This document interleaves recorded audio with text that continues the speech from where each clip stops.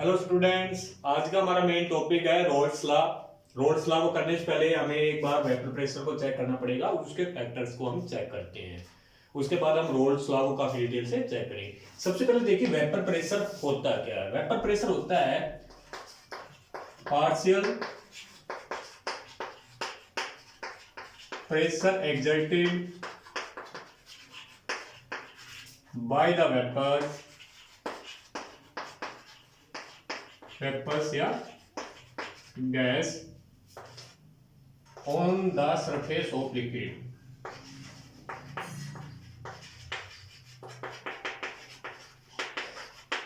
is called vapour pressure. ठीक है, तो वेपर प्रेशर होता है जो प्रेशर एक्सर्टेड किया जा रहा है वेपर्स के द्वारा या गैस के द्वारा on the surface of liquid, liquid के सरफेस के ऊपर, उसको हम बोलते हैं वेपर प्रेशर। देखिए इसको समझते हैं। मान लीजिए हमने एक कंटेनर ले लिया, ये हमने लिक्विड ले लिया, ये सरफेस में मॉलिक्यूल हो गया। ठीक है, अब इसके लिक्विड के गैसीय स्टेट के अंदर ये हमारे मॉलिक्यूल्स हो जाएंगे। तो ये जो प्रेशर लगा रहे हैं on the surface of liquid, surface के ऊपर, उसी को हम क्या बोलते हैं? वेपर प्रेशर हम बोलते हैं। अब इसके फैक्टर्स देखते हैं, कौन कौन से ऐसे फैक्टर्स हैं जो वेपर प्रेशर को इफेक्ट करते हैं। सबसे पहला आता है हमारा टेम्परेचर।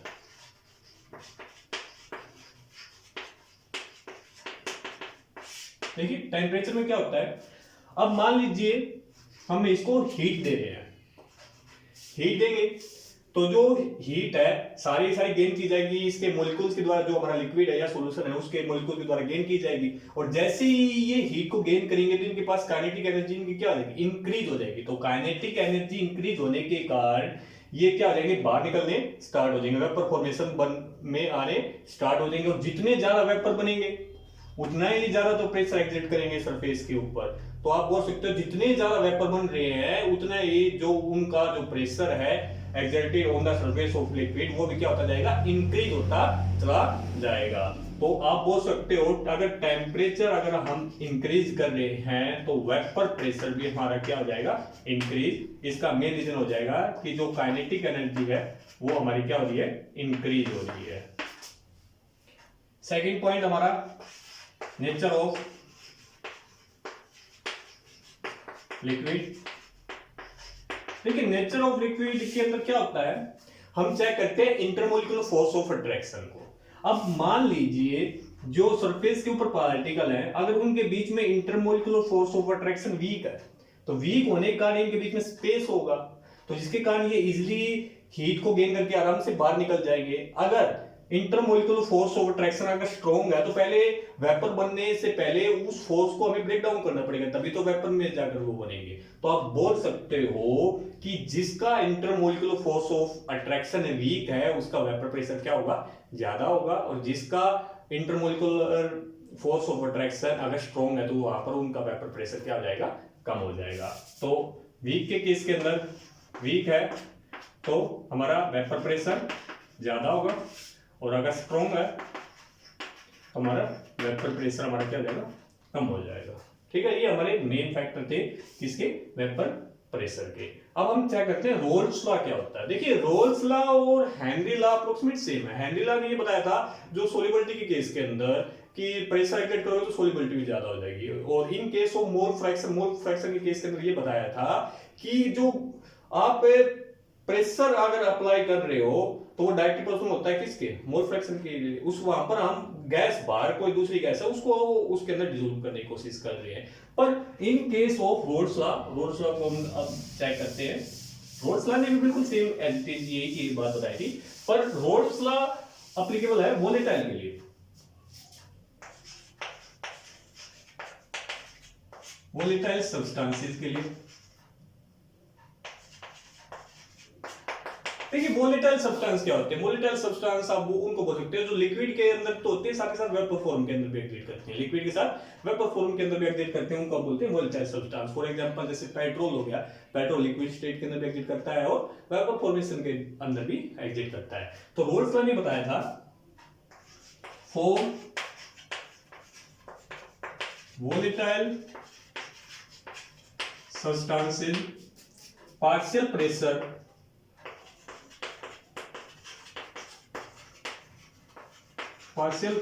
of vapors या gas about the surface of liquid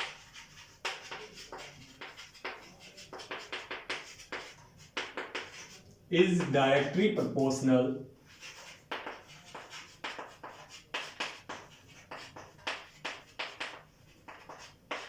to the mole fraction of that liquid at equilibrium state। ठीक है, तो रॉल्फ ने बताया था जो वोलेटाइल सब्सटेंसेस के केस के अंदर जो पार्शियल प्रेशर होता है वेपर्स का या गैस का, वो डायरेक्टली प्रोपोर्शनल होता है किसके, मोल फ्रैक्शन ऑफ दैट लिक्विड। अब मान लीजिए हमने आपको बताया है इस केस के अंदर हमने केस हम फर्स्ट ले लिए एक बार, यहाँ पर दो केस बनेंगे, एक वोलेटाइल के लिए बनाना पड़ेगा, वोलेटाइल सॉल्यूट के लिए, एक नॉन वोलेटाइल सॉल्यूट के लिए। तो सबसे पहले हम केस स्टडी करते हैं, case first for volatile solute and solvent के केस के अंदर हमारा वोलेटाइल सॉल्यूट है प्लस में हमारा वोलेटाइल सॉल्वेंट, तो ये हमारा सॉल्यूशन बना देंगे। तो अब देखिए यहां पर हम एक कंटेनर ले रहे हैं, ये हमारा सॉल्यूट हो गया जिसको हमने नाम दे दिया ए। ठीक है, तो ये इसके सरफेस के ऊपर इसके पार्टिकल्स हो गए।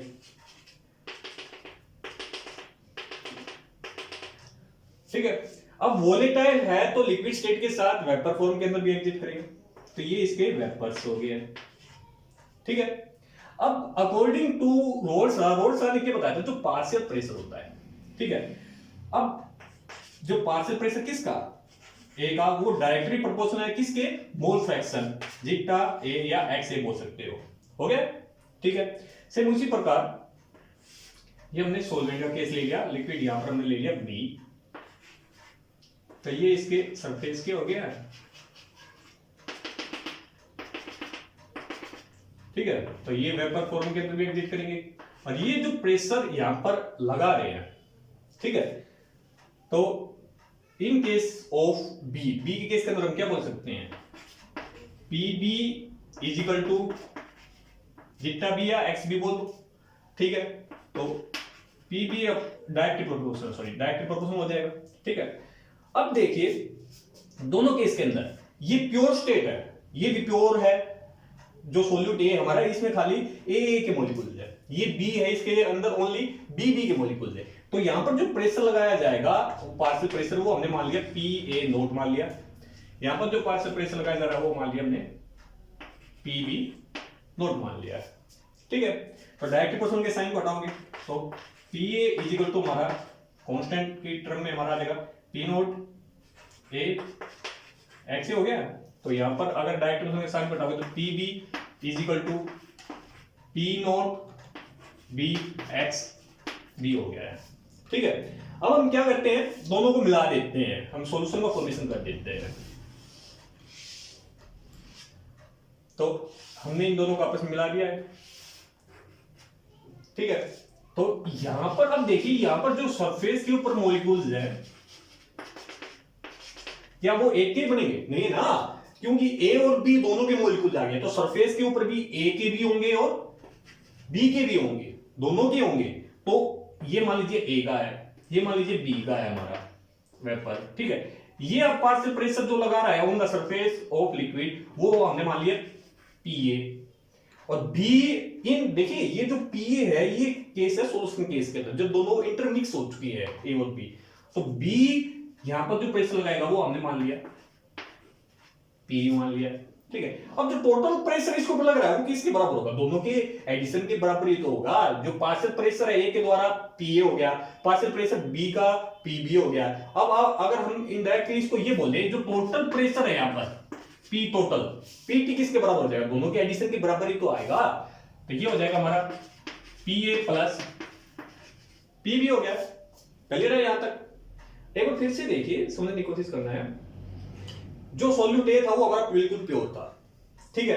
तो प्योर के केस के अंदर जो इसका जो प्रेशर हो जाएगा वो पी ए नोट हो गया है। बी हमारा प्योर था, इस केस के अंदर पी नोट बी हो गया, ठीक है। अकॉर्डिंग टू रोल्स लॉ के अकॉर्डिंग जो प्रेशर होता है वो डायरेक्टली प्रोपोर्शनल हो जाएगा मोल फ्रैक्शन के, ठीक है। तो P A directly proportional to X A या जीटा ए हो गया, ठीक है। अब डायरेक्टली प्रोपोर्शनल के साइन को हटाओगे तो यहां पर जो हमारा इसका प्रेशर है कांस्टेंट के केस के अंदर पी ए नोट वो हमने ले लिया, इस केस के अंदर पी नोट भी हमने ले लिया। अब हम दोनों को इंटरमिक्स कर रहे हैं, इंटरमिक्स करने के बाद ही तो सॉल्यूशन का फॉर्मेशन होगा। अब यहां पर जो सरफेस के ऊपर जो मॉलिक्यूल्स है क्या वो एक ही होंगे? नहीं होंगे ना, क्योंकि दोनों को हमने मिक्स किया तो सरफेस के ऊपर जो मॉलिक्यूल्स है वो दोनों के हो जाएंगे। तो पी ए हमने जो प्रेशर एग्जर्ट किया जा रहा है, पार्शियल प्रेशर एग्जर्ट किया जा रहा है ए के मॉलिक्यूल्स के द्वारा, ठीक है। पी बी पार्शियल प्रेशर जो एग्जर्ट किया जा रहा है पी के जो वेपर फॉर्म के अंदर जो पी के मॉलिक्यूल्स हैं उनके द्वारा। तो टोटल प्रेशर किसके बराबर आ जाएगा? P T equal to P A plus में पी बी आ जाएगा। अब देखिए इसको हम साफ कर देते हैं ऊपर से। अब देखो एक बार, तो हमारा टोटल निकल के आया है पी टी किसके बराबर आ गया? P A plus P B निकल के आ गया है, ठीक है। पी की वैल्यू हमारे पास क्या है, पुट कर दीजिए। P T equal to P की वैल्यू पुट करेंगे हम P note A zeta A plus P B की वैल्यू पुट करेंगे तो P note B zeta B, ठीक है। मोल फ्रैक्शन के केस के अंदर हम पहले पढ़ चुके हैं कि जो मोल फ्रैक्शन होता है सोल्यूट और सोलवेंट का वो इक्वल होता है किसके? 1 के इक्वल होता है, ठीक है। अब यहां से कि कोई भी एक टर्म निकाल लो, जीटा बी निकाल लिया तो उस साइड जाएगा तो माइनस हो जाएगा 1 माइनस जीटा ए हो जाएगा या एक्स ए हो जाएगा। अब वैल्यू पुट कर दीजिए यहां पर, तो पी टी इक्वल टू हो गया पी नोट ए जीटा या X A plus P note B into 1 minus X A हो गया, ठीक है। मल्टीप्लाई ब्रैकेट को खोलिए, पी टी किसके बराबर आ जाएगा? P note A zeta A plus अंदर करोगे तो P note B minus P B naught या P note B zeta A आ गया, ठीक है। अब देखिए कॉमन क्या है दोनों केस के अंदर, यहां पर भी जीटा ए कॉमन है, यहां पर भी जीटा ए कॉमन है, तो यहां से हम कॉमन निकाल लेते हैं। तो हमने यहां से हम कॉमन निकाल लेंगे, तो यहां पर देखिए पी बी नोट हो गया, एज इट इज लिख दिया हमने, P B naught as it is plus zeta A common हमने बाहर निकाल दिया है, प्लस की तरफ हम पहले लिखेंगे तो ये हो गया P note A minus P note B. ये हमारा टोटल किस क्या निकल के आया? पी टी निकल के आ गया है। तो यहां पर देखिए पी नोट ए में से पी नोट सब्ट्रैक्ट हो रहा है, तो इसका मतलब क्या है कि जो पी नोट ए है वो ग्रेटर देन किससे? पी बी नोट से वो ग्रेटर देन है, ठीक है। तो ये हमारा टोटल निकल के आ गया। एक बार फिर से देखिए, हमने ये निकाला था P T P A plus में पी बी के बराबर आ गया था, ठीक है। पी टी जो टोटल जो प्रेशर है किसका? सॉल्यूशन का। अब यहां पर पी ए की वैल्यू हमने पी ए नोट जीटा या एक्स ए प्लस में पी बी की P note B zeta B हो गया है, ठीक है। अब यहां से देखिए जो मोल फ्रैक्शन होता है सोलिड और सॉल्वेंट का दोनों को वो इक्वल होता है 1 के, तो यहां से हमने 1 का निकाल लिया।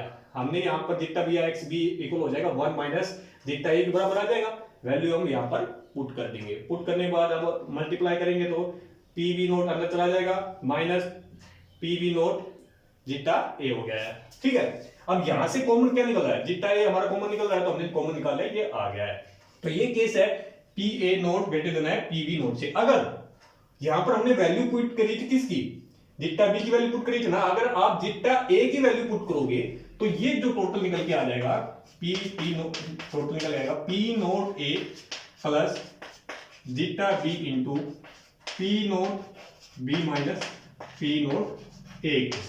ये किस टर्म में आएगा? जब P note B greater than किससे? पी ए नोट से। समझिए एक बात, यहां पर हमने एक्स बी की वैल्यू निकाल के यहां पर पुट करी थी। अगर यहां पर हम एक्स ए की वैल्यू भी तो निकाल सकते हैं। अगर एक्स ए की वैल्यू निकालोगे तो हमारे पास जो टर्म निकल के आएगी वो P T same as it is यहां पर एज इट इज निकल के आ जाएगा पी नोट ए प्लस में zeta B into P note B minus P note A के बराबर आ जाएगी। तो ठीक है, ये हमारा ला था रोल्स ला। अब यहां पर हम इसका ग्राफ को चेक करते हैं एक बार, तो ये नीचे वाले को हम साफ कर देते हैं।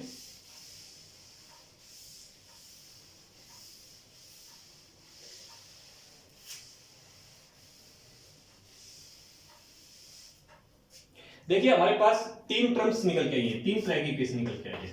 पहले तो निकल के आई है P A equal to P note A X A आ गई है। दूसरी P B equal to P note B X भी निकल के आई है।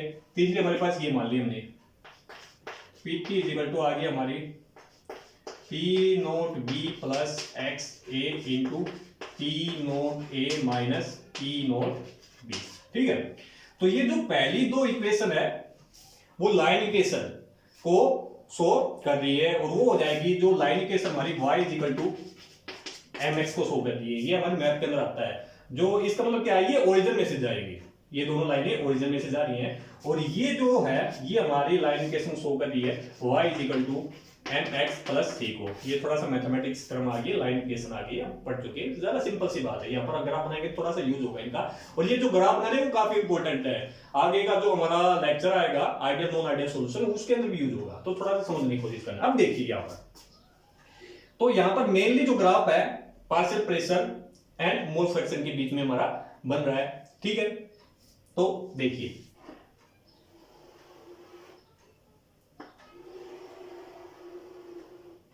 अब ये दोनों इक्वेशंस, ठीक है, मान लीजिए हमने पहले ये वाली इक्वेशन ले ली है, तो लाइन इक्वेशन दोनों ओरिजिन में से जाएंगे, ओरिजिन मतलब है दोनों आपस में मिलेंगी, वहां पर जो वैल्यू है वो क्या हो जाएगी, हमारी जीरो हो जाएगी। तो यहां पर हमने मान लिया कि ये है, यहां पर हमारा जीटा ए हो गया है। ठीक है, अब देखो एक बार ये वाली इक्वेशन है, हमारे पास इक्वेशन क्या है, P A equal to P note A zeta A. ठीक है, अगर मैं जीटा ए की वैल्यू या एक्स ए की वैल्यू जीरो पुट करूंगा तो पी ए की वैल्यू भी क्या आ जाएगी, जीरो आ जाएगी ना। मोल फ्रैक्शन की वैल्यू कुछ भी पुट कर सकते हैं हम, जीरो पुट करेंगे तो पी ए की वैल्यू जीरो आ जाएगी। मतलब यहां पर अगर जीरो है तो दोनों केस के अंदर यहां पर जीरो हो जाएगा। ये बात क्लियर होगी। अगर यहां पर हम जीटा ए की वैल्यू 1 पुट कर रहे हैं तो पी ए किसके बराबर आ जाएगा, पी नोट ए के, ये तो 1 हो जाएगा। तो मान लीजिए यहां पर जीटा ए की वैल्यू 1 है। ठीक है, इस 1 के ऊपर कहीं ना कहीं हमारा पी नोट ए भी है जो एग्जिट कर रहा है। अब यहां पर देखो पी ए की लाइन हमारी है, तो यहां पर हमने मान लिया ये है भाई हमारा पी नोट ए है। ठीक है, 1 के ऊपर है, तो ये हमारी, हमने इनको मिला दिया है, तो यहां पर ये बन गया। ठीक है, एक पॉइंट हमारा ये है, तो जहां पर 2 पॉइंट मिल जाते हैं वहां पर हम एक लाइन को ड्रा कर सकते हैं, तो हमारी ये लाइन आ गई है। ठीक है, अब उसी प्रकार देखो ये जो अभी हमने ग्राफ बनाया है ये सिर्फ एक इक्वेशन का, इस वाली इक्वेशन का बनाया है। अब इक्वेशन तो ये भी है, अब इस इक्वेशन को देखिए सेम एज इट इज। अब देखिए हम क्या कर रहे हैं, उस इक्वेशन का ग्राफ बनाएंगे वो भी ऐसा ऐसा निकल के आएगा, हम दोनों ग्राफ को मर्ज करेंगे। अब मर्ज करके ग्राफ को ड्रा करने की कोशिश करेंगे। देखो यहां पर पी ए था तो वहां पर हमारा क्या जाएगा, पीबी हो जाएगा। तो इसको भूल जाओ, इन चीजों को भूल जाओ, ये हमारी पीबी की लाइन होगी, तो ये हमारी किसकी हो जाएगी, एक्सबी की लाइन हो जाएगी।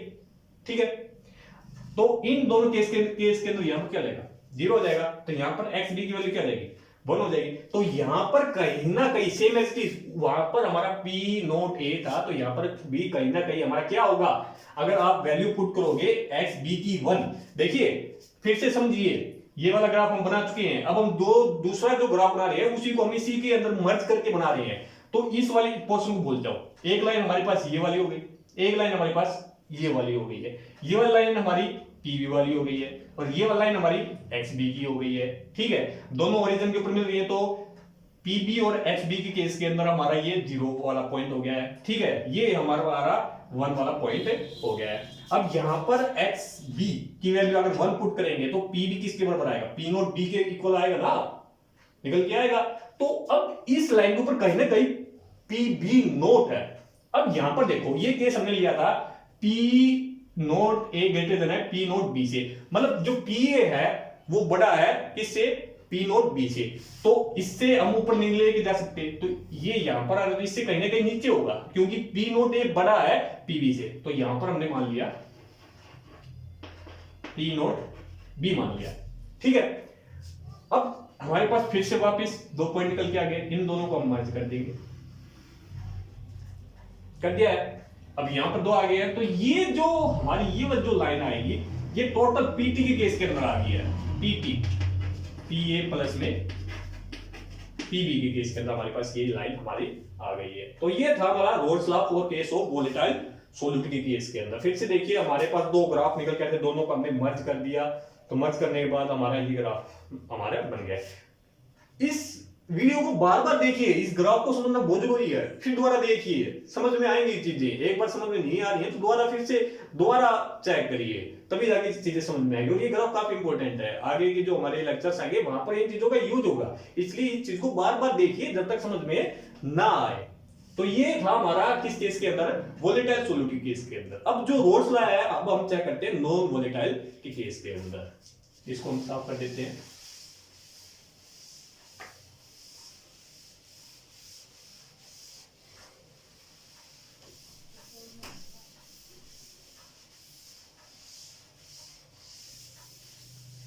रोल्स लॉ वोलेटाइल के केस के अंदर चेक किया था, अब हम चेक कर रहे हैं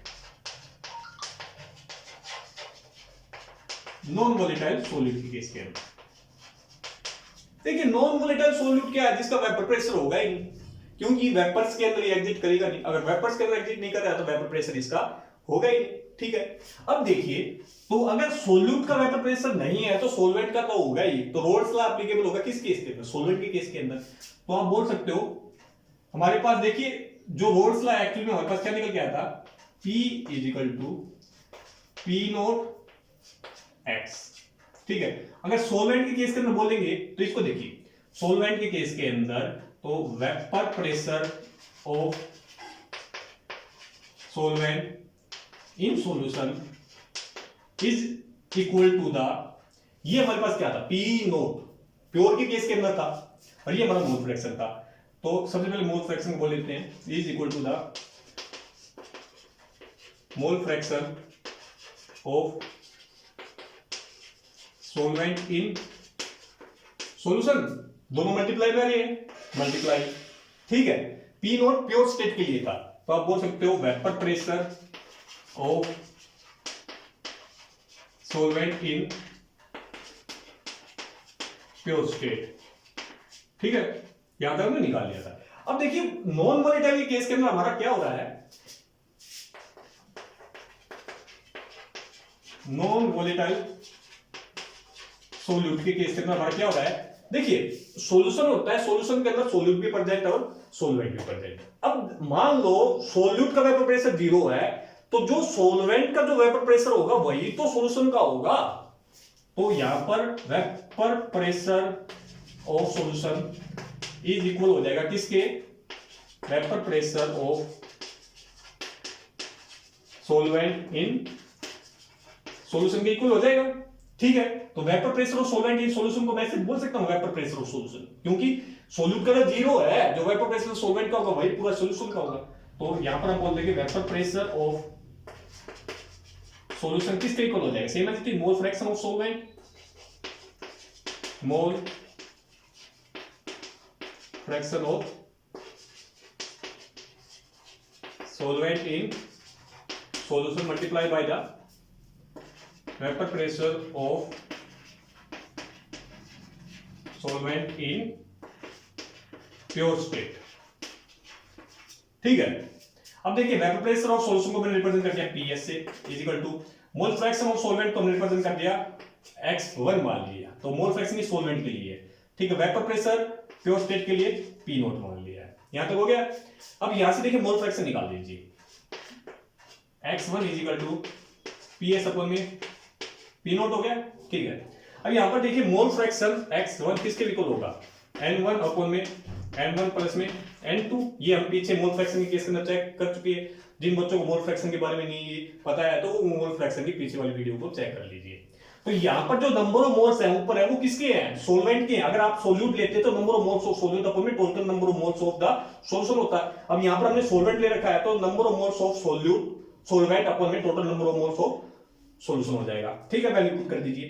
तो वैल्यू पुट करोगे तो हमारे पास क्या आ जाएगा, PS अपॉन में P naught equal to N1 upon में N1 प्लस में N2।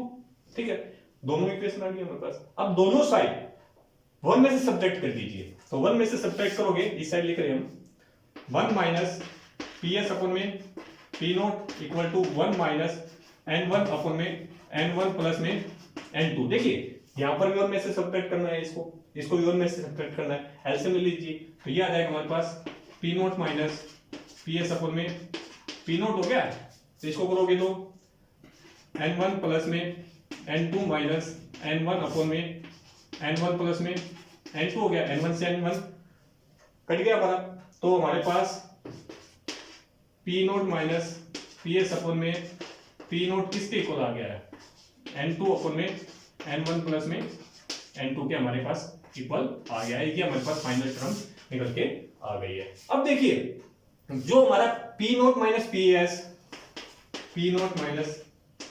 अपन में पी नोट है, इसको हम बोलते हैं relative lowering of vapour pressure, related